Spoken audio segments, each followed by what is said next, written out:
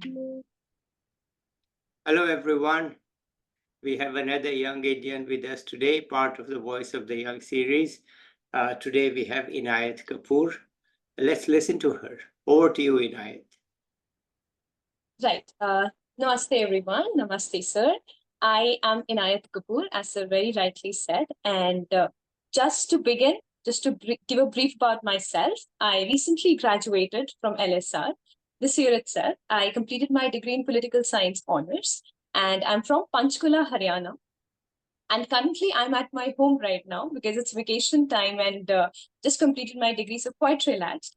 Apart from that, I want to express my sincere gratitude to Mr. Mathur for giving me this opportunity. And sir, I was just going through that as soon as you texted me that you wanted to have my profile in this particular show. I checked on the YouTube channel and I was just checking which all speakers have been invited. And I am again very grateful to be one of them and to be sharing my sort of journey and my learnings overall. Also, sir, one particular aspect is when I was thinking that what in particular do I want to talk about, this particular exercise really gave me the essence of reflecting onto what all has been done. And I really consider this to be a very important exercise that one should take on whenever they are in their journey, because it really helps to know that what all you have done and what all you plan to do. So reflection is very important on your journey. And this particular task of selecting that, okay, what I want to share on this show has really helped me reflect back on what all has been done and who all have contributed to who I am today. Right. So I'll just start right from my childhood, that who I am and what kind of student I have been in my academics. So my mother has a lot of credit for pushing me into the extracurricular activities. I have been someone who has always participated in extracurriculars. And right from the pre-nursery age itself, my mother used to push me for every stage activity. And that sort of thing has broken my stage fear. And that really helped me to be outspoken, to be out there, and to be expressive about things. So those particular extracurricular activities really help.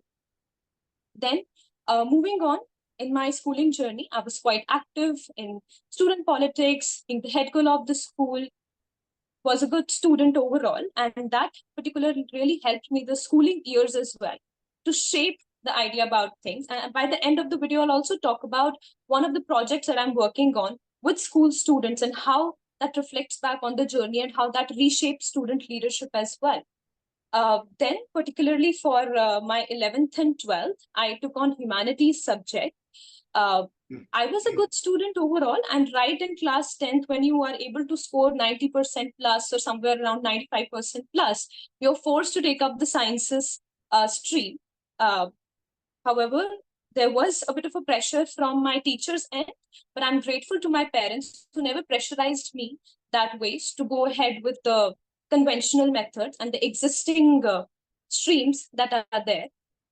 I chose humanities, and when I actually chose this subject, I was so not sure that what all it has to offer. But I was really intrigued by the diversity of this particular.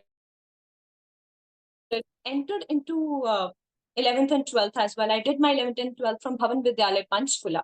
I saw that humanities stream was also opted by various students who had scored really well in their academics. So there was certainly a kind of a shift that I also observed from what I've heard from my seniors, that, you know, if you are scoring somewhat above 95 or somewhere in that line, you're only going for the sciences stream. So that particular shift I could also see. Then humanities subject had a lot to offer, and I was really inclined towards political science as well as economics, in which I did my minor as well as a BA honors degree. Then moving ahead, it was all very good and rosy. And I must say that 11th class was something which was really, really interesting for me, and very happy years of schooling life, as you say, and was really excited to step into my class 12th as well. But unfortunately, COVID-19 pandemic hit, and we could not enjoy our final year of school. And that was something which was very disheartening for everybody. Classes were all online. Of course, it was a very new experience, but I think we still, that particular dent in the academic journey that you couldn't enjoy your farewell, you couldn't enjoy your last schooling year, something that the batch of, I think, 2024 really has. Then moving on came our exams, and for further taking up the admission, I really wanted to go into DU and one of the top colleges of DU. However, for our batch, things were not as we wanted it to be. Because again, when COVID-19 pandemic hit, I clearly remember it was during the second wave that the death rate really popped up, and it was very, very difficult situation for the country. So I remember it was 1st of June when Prime Minister came up and announced officially that for class 12 also boards would be cancelled. So that particular announcement was really taken aback, and we had no idea what to do next, because all the preparation, everything was on a stake now. And even for the authorities, the testing authorities, there was no sort of solution from their end. They were not aware, do they have to conduct the entrance exam? Now we do have Central University Entrance Test, CUET, for taking up admission even for the UG courses. But our batch was the last batch which had to get admission through the 12th board exams. Yeah. And at the last moment, it had to be cancelled. So they gave some sort of formula that they'll be considering our class 10th exams and class 11th exams and class 12th pre-boards, and then they'll be taking out our average percentage. But then again, there was so many, assumptions, so many confusions that what will actually happen. But fortunately, I happened to secure a good score. It was also because of the past records of the school that was informed to us that that's how the allotment was done, because the formula that the CBSE gave was quite uncertain in its own way. So we were also not aware that how the marks were allotted, honestly. But after getting that score, I could secure admission into LSR. However, at that particular point of time, I clearly remember first cutoff came out of DU, Hindu College, various other top colleges, and they were closing at 100%. So that was the kind of competition and the tussle going on. And it was like, okay, after securing 99%, I got admission into the fourth cutoff in LSR, and that was just last it. So I just happened to secure it with that score as well. Right. Then LSR came up, and Lady Shri Ram College of Delhi University, I entered there. I took up my course of political science honors. That particular thing is something which is very, very changing in my altogether journey of who I am as a person, how it shaped me overall. Because college life in general is very different from schooling life. Now I've graduated from college as well. So a great reflection on these 3 years as well.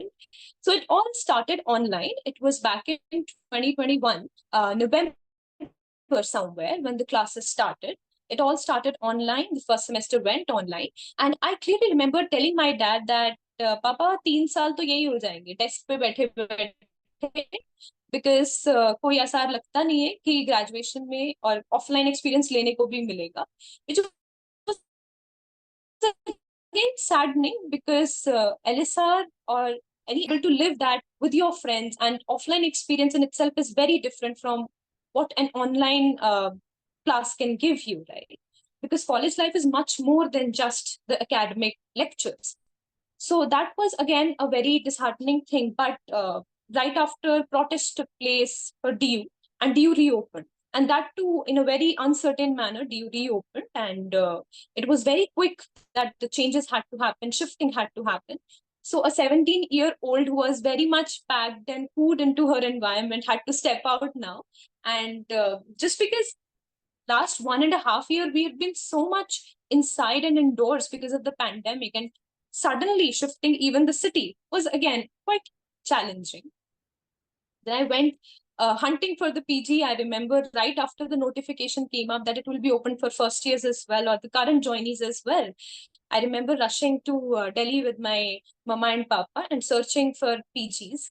That particular point of time, I was so excited. And I remember the car was taking in front of LSR, and that aura of that institution, I stepped out of it and I asked my bhaiya to stop the car and I wanted to take a selfie out there to share it with my friends. So that particular filled with emotions, and I was really fortunate to be a part of Lady Shri Ram College, and that's how the journey began. All excited, all giggles. Then it comes to my PG part. So in my PG, basically, the students majorly were from Kerala. So since I've been a North Indian and I wasn't sure because I really wanted to make friends out there because your pre-primary support givers, your parents are not in physically touch with you. They are definitely there to support you, but somewhere they're not in your immediate environment. So you need somebody to be connected with. And most of them were Malus. And there was a language barrier, there was a cultural difference, there was so much diversity.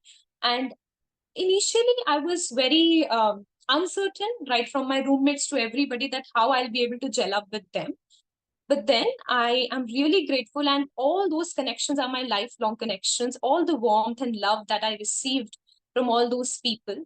There was so much to learn, share, and grow in that environment. And learning about Malayalam language, learning about their food, celebrating Onam, Vishu, all 3 years were compiled with all fun and frolics with friends as well. And so much to learn from their culture and honestly to share about my culture as well. So really felt that institutions like LSR as well, where students from all across the country are invited, that gives one a very diverse background to learn about various things. And it's like mini India all together assembled. And there's so much to learn and share across the cultures, right? So that's how it started. And then in college as well, although we didn't meet anybody, everybody was in an online mode in first semester. But as soon as we enter, the whole student body, all love and warmth all around. And the institution in itself was very accepting and very inclusive overall.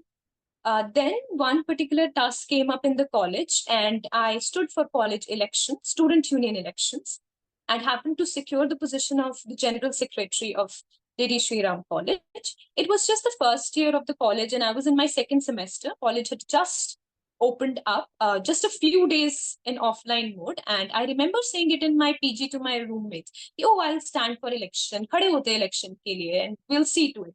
And people were just mocking it out. Okay, let's see, let's do it, let's try to do it, because it seemed like a very big opportunity. And as a first year, it even seemed like a very daunting task. So sometimes it says that sometimes if we manifest, or अगर किसी चीज को बार बार बोलते हैं तो वो सच में हो जाती.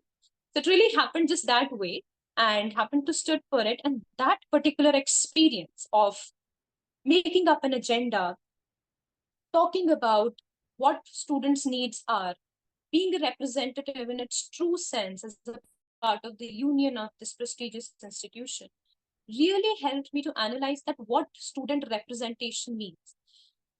Although I had taken up the position of being the student council member, being the head girl back in school, but overall, I also realized that that particular tangent shift from the school leadership to college leadership is a 360-degree.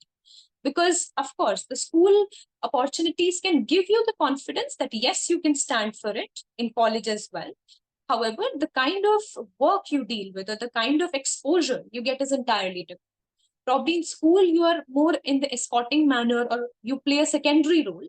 However, when it comes to college, as a part of student union, you do get to present your decision as a certain stakeholder on that table, with college authorities representing and being responsible for that 5,000 student body which has voted for you. So the very first time I saw the ballot voting system, which was again a very interesting process to go through. There was a lot of college politics, candidates pulling each other, confrontations happening, formal confrontation, informal confrontation. So going through all really helped to realize what being a political being means. And that since was also connected to my subject. So that really shaped me. So being the general secretary, there was a lot of responsibility. As I always call it, it was a full-time job without payment for at least 2 years. So I handed over my responsibilities by the end of my second year. We organized our cultural fest, we organized GBMs, we used to organize various other events, etc. in the college. Apart from that, we also used to look for the inclusivity, the diversity, if nobody feels outcasted in the college. So checking on a daily basis that how students are feeling inclusive in the college, how things are, what is the functioning, and that particular thing, how the administration runs in the college, how even a canteen runs, how does the college sign contracts with people from outside. So that particular exposure was indeed very interesting and very much as an eye opener that how actually things function, and that requires a lots and lots of like people and daily base of efforts to run a system like that. And just to be a small part of it really helps you to gain knowledge out of that. So that particular thing happened, and this general secretary role really helped. Then third year, I contested again. However, I couldn't secure that position. I lost for a very less votes. And I also say that that particular failure was a blessing in disguise.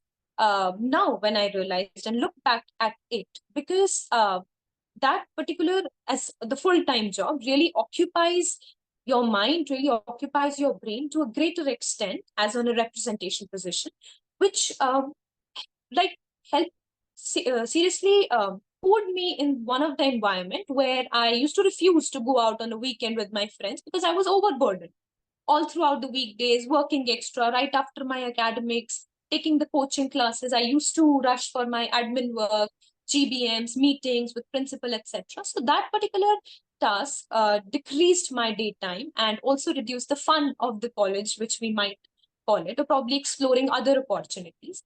So when that happened in third year, I thought through and sat back that, okay, now what to do and what next opportunities can I cater to? Then in April, primarily, it was April 13, 2023, when the election result came out. And right in the next few days, I happened to sit on one of the projects that I'm currently associated with, and it's a full-time thing now. It's called Project Qaabil. As the very name suggests, Qaabil का मतलब है empowerment. So here we empower school students. I'll bring it down to how it started, what we do, and what was that one particular task that helped me to even venture into such a thing. So it was back in October 22 when I happened to attend a session at UN House with Under Secretary General of United Nations. Now, that particular session was about peace and conflict resolution, an area of my interest. And since LSR offers a special course about it, that's how the student representatives were invited there, and we happened to visit that. Now, after listening to the Secretary General, having a good discussion, I was looking at the crowd, and in the networking session, I happened to talk to everybody.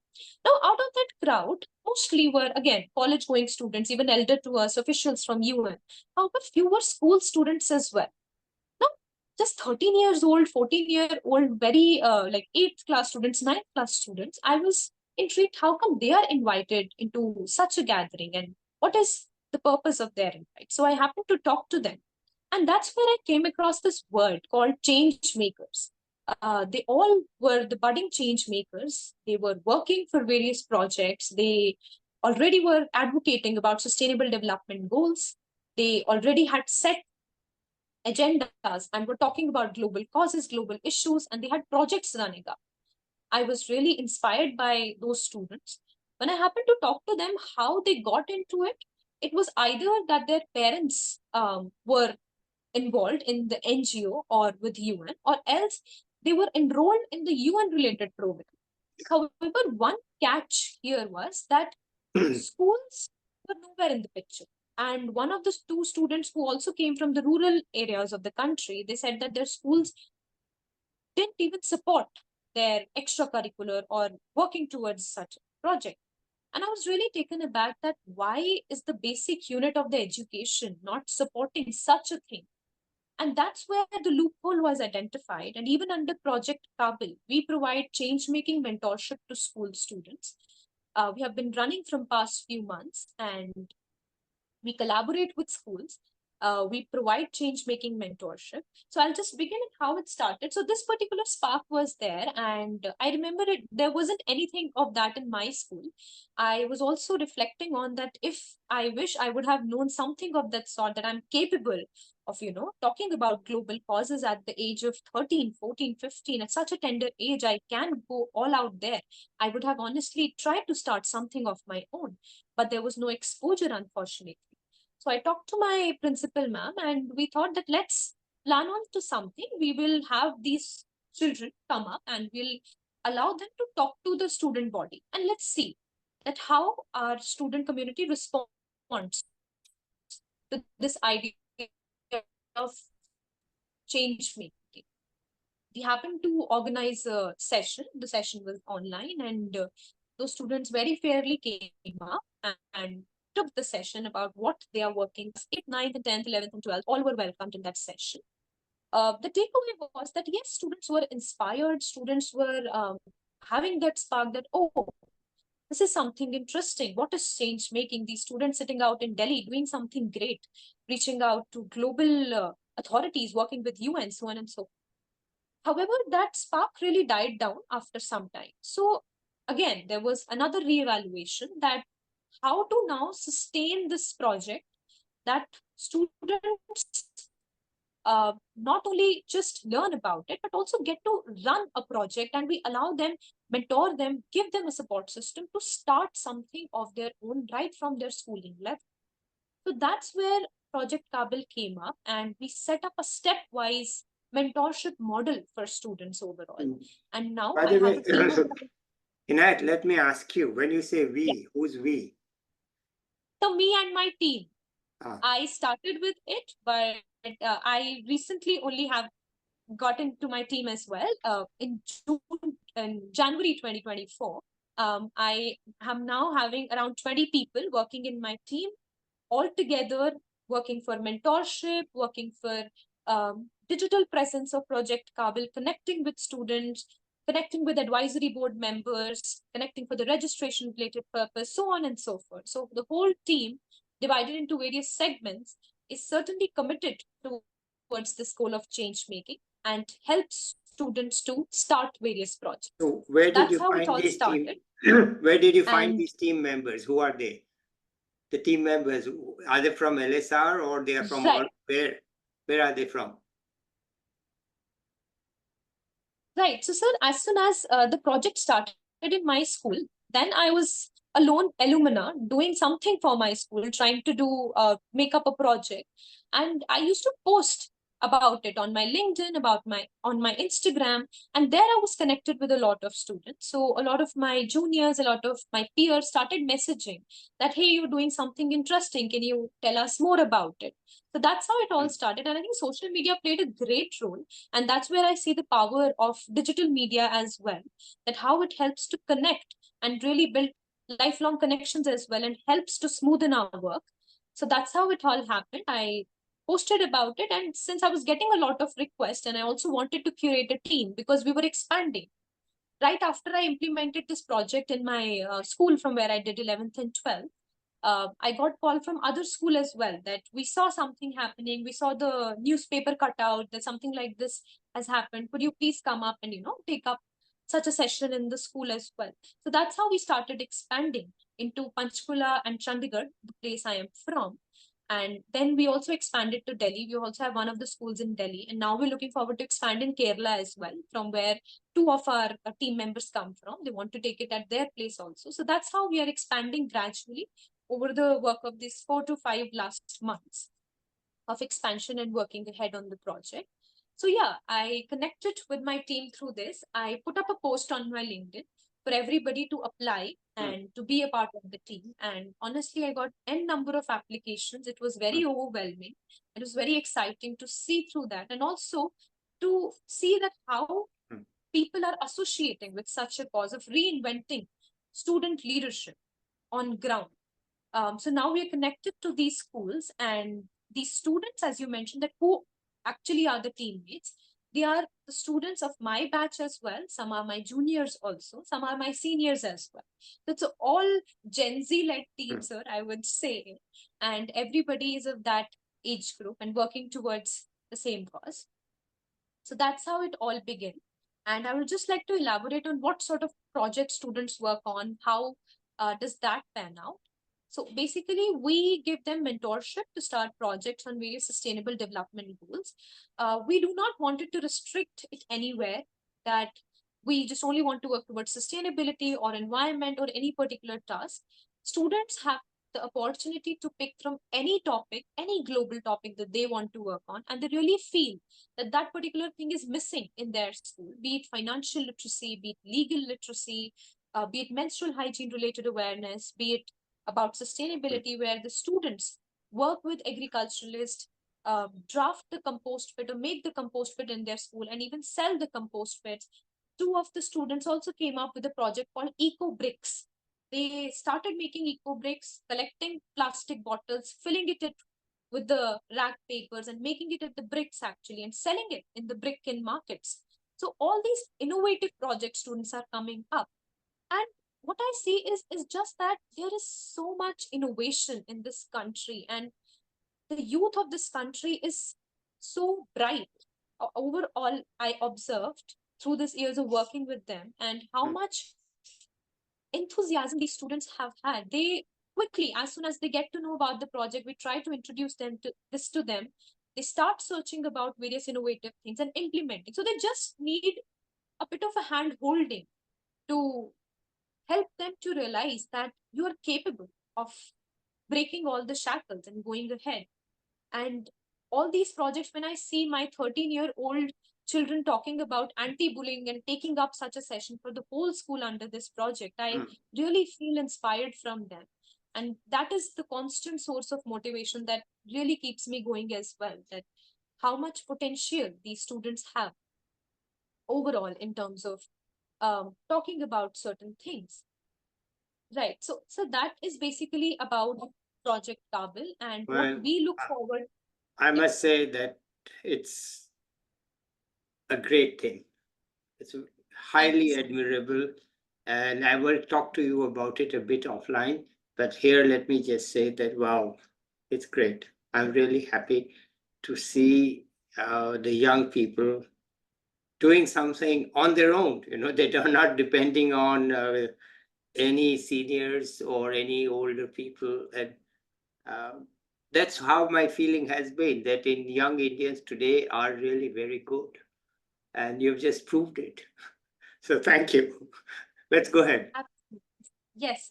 So one particular thing I would like to share under Project Qaabil. So there was a catch when I was implementing the project in my school back then. So we started it with 11th and 12th and thought that the students of particularly of the age group of 16 to 18 will be able to catch up a little quicker since they are the elder ones and they'll be able to formulate it in a much better manner. Then when I got in the call from the another school, their school was only till class 10th. And then they said that they will only give me 8th and 9th for the first cohort testing.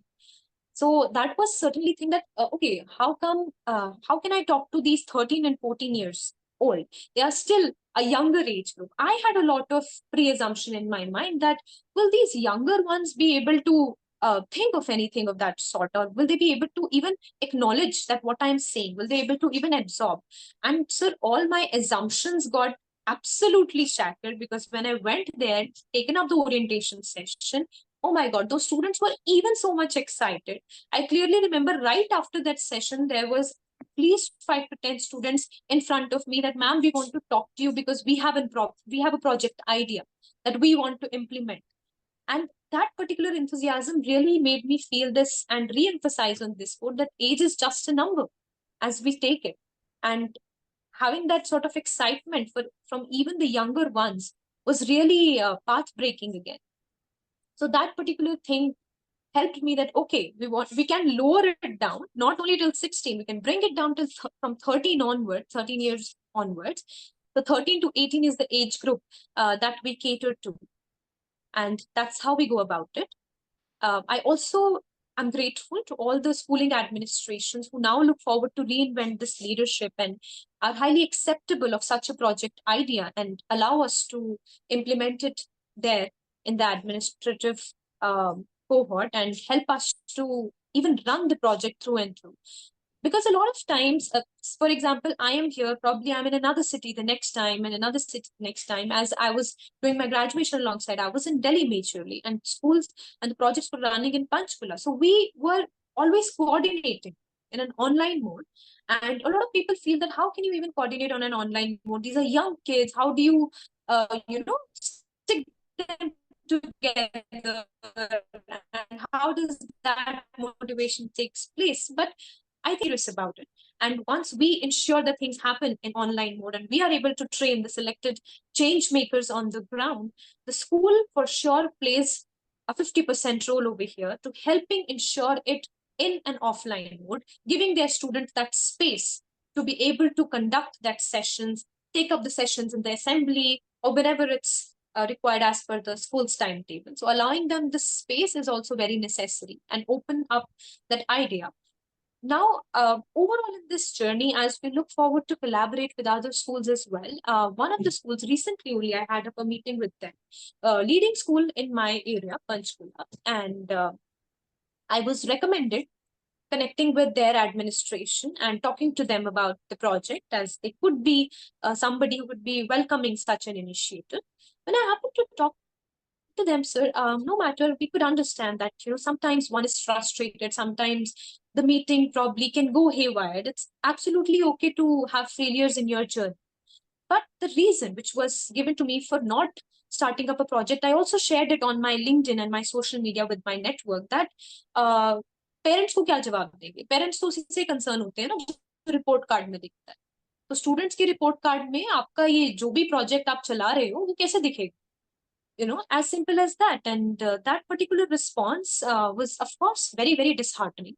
And when I talked about it on my network as well, I really wanted to share it with everybody. Then in this particular era as well, when we emphasize a hell lot on changing from just academic road, we want our students to be active citizens of the country and participative ones. We want them to break out of that shackle and be an all-rounder. There are certain administrations who are not supportive about it. Where I felt it's not only our journey to establish or probably shape change makers, it's also to fight against this orthodox mentality that certainly still exists. And that particular response was again a very evident example from one of the leading administrations, that one of the leading schools in my area. So that is again a fight that we all are doing, and that's how the Project Qaabil is. And in order to scale it up, now what we look forward is we have also added advisory board members. Now, advisory board members consist of people who have been in this space for a very long time. These includes the NGO runners. These include the already existing change makers out there, globally as well, and even from our country, who have come forward to support our children, support our students, the school students, and help them to get, of course, on-ground mentorship. And even once the student wants to scale the project outside the school on a larger level, they do need more support. They do need funds at the end. They do need much more guidance of how to scale up the project in longer run, even after exiting that schooling environment. So in order to provide them that mentorship, we've collaborated with these advisory board members, and we have around 15 advisory board members. We have a few members connecting from Canada and Kenya as well. I happened to meet them on one of the UN Social Forum, which was again held online. So we happened to connect over there and shared my idea with them. So I think that's how we are growing up. And at the end of the day, for Project Qaabil, I would say we look forward to have this change-making literacy as a mandatory part of the school curriculum. Because I really feel that once our students are given the exposure, that it's not only the policy makers or it's not only the people sitting on the top coaches on the administration, the politicians, it's all across. Even our youth of the country, even a 13-year-old has that power to so-called change the world and to voice their opinions and thought. And also looking forward to reinvent student leadership over here, because sir, as I mentioned right in there, the opportunities that we used to get in terms of the student leadership in school, it's only about escorting the judges or probably maintaining some administrative tasks. no doubt that particular thing also gives one a discipline. But I really feel that as probably the head girl or as probably the student council, it shouldn't be only restricted to the back end work. It should be giving students an exposure to think outside and to allow them to have that problem solving ability as well, to how to solve problems. So even here, all the students not only advocate about certain topics, even if it's about um, sustainability, they do try to take certain measures on ground in school to implement certain things to make it happen. Be it about the waste segregation, they will work with the administration to install those dustbins, make sure that that is there, and helps it regulate along with talking about, because awareness goes in hand with the implementation on ground. So that is one particular thing I feel is unique. We ensure that our students manner they open phase wise and they are able to bring up the solutions to that problem and even write to the district administration and even uh, take up their solutions on a larger level. So that's how, and that's all about Project Qaabil, sir. Well, as I said, it's very, very impressive. And I do want to have a little bit of a talk with you offline. Let me just ask you anything else you want to add here? Right. So I think apart from that, on the college life in general, I would say that college life overall, as I reflect back on it, it is a lots and lots of opportunities. I think a schooling life is something is one of the most straightforward journey one can ever walk on, Hmm. because how the pattern or how even the schooling life is decided, it's a very linear journey, I would say. And as soon as one enters into the college, has to leave the city, has to explore various things out there. Hmm. I think it could be it can be very overwhelming. And even for an institution like Lady Shri Ram College, I would just like to reiterate a few things about my institution. Um, this institution is a very empowering institution, and I think I can share one particular note about it. It's an all women's institution. So I remember one of my friends asking me कि ठीक है LSR में आपने admission लिया, but still it is all women's institution, right? There is somewhere or the other some element missing over there, because I think co-ed spaces offer a lot more. That was one of the arguments given by one of my friends. And what is the even need of women-led institutions in 21st century? And everyone were talking about progressive nature, feminism is here, women empowerment is here. Even here, do we consider that women-led institutions is a necessity or not? So that was one particular question that lingered in back of my mind throughout this journey. And when I happened to take feminism as a subject in my fifth semester, which was offered in my course, there I think I somewhere got the answer to this question, and why certainly women-led institutions are a necessity, or probably what extra do they offer. So I think that as we all agree that there is a gendered upbringing which has to be broken apart, we do agree that there is a role bifurcation. Somewhere it is inherent in our nature now that we fail to recognize it as well.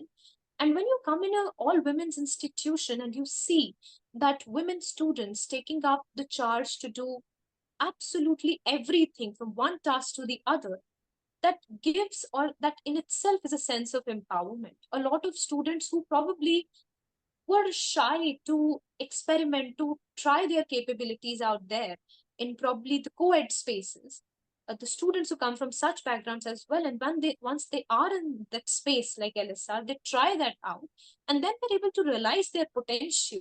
That really helps all the women in that college to feel empowered. And once they exit that college, they are so much aware of their capabilities that they're ready to be one of the leaders in that real world, so to say. So that's how I feel that women-led institution helps us to break that role bifurcation and helps us to realize how much potential and capable we are despite of our gender. So gender has no role to play in terms of what specification or what task we can take on. That's there. So apart from that, I think one last thing I can add about Lady Shri Ram College as well, and how empowering that college is. But for a lot of probably if the juniors are there and if anybody listening out there also, it can be very daunting to be a part of a good institution where students from all across the country who have excelled in their fields are welcomed. Everybody in LSR is honestly epitome of knowledge. They know so much from where they are, and that would seem daunting because if you have been getting appreciation till your schooling life and you've been probably in those first and then you enter into a space where everybody is of that aura and that enthusiasm and that sort of knowledge level, you probably might uh, not be able to see yourself or discover yourself in that group, and you feel lost a lot of times. So I've seen students who have gone through this also lead to a lot of mental breakdown and pressurizing them also. But I feel that one should be taking up a decision and should be aware that college life is not linear like school life was.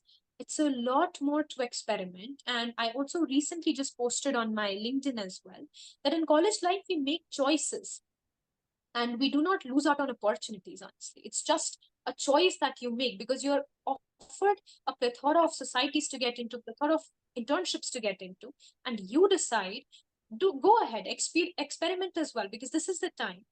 But do realize that you are making a choice which is fair and good for yourself, and don't be disheartened for losing out the another opportunity because you might get another one. So that's how you should proceed further with it. Yeah. Thank All you. right. Well, okay. Thank you. It has been, well, you've proven my point in floating this channel.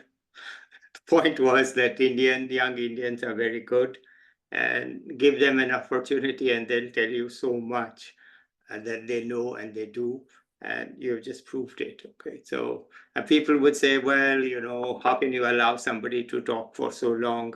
Isn't it becoming dull and boring? And I'd say, no, it isn't dull and boring because these people have a lot to say. Young people in India have a lot to say, and they don't get many opportunities. So I'm not going to cut them off. I'm going to give them the chance.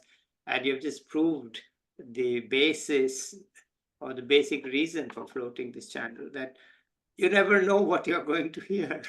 You never know. And thank you so much for telling us all the good things that you are doing. And let's keep in touch about it. Okay, so let's end it here today in terms of the recording. And I'll be back with another young person or an expert soon. Bye till then. Bye, everybody.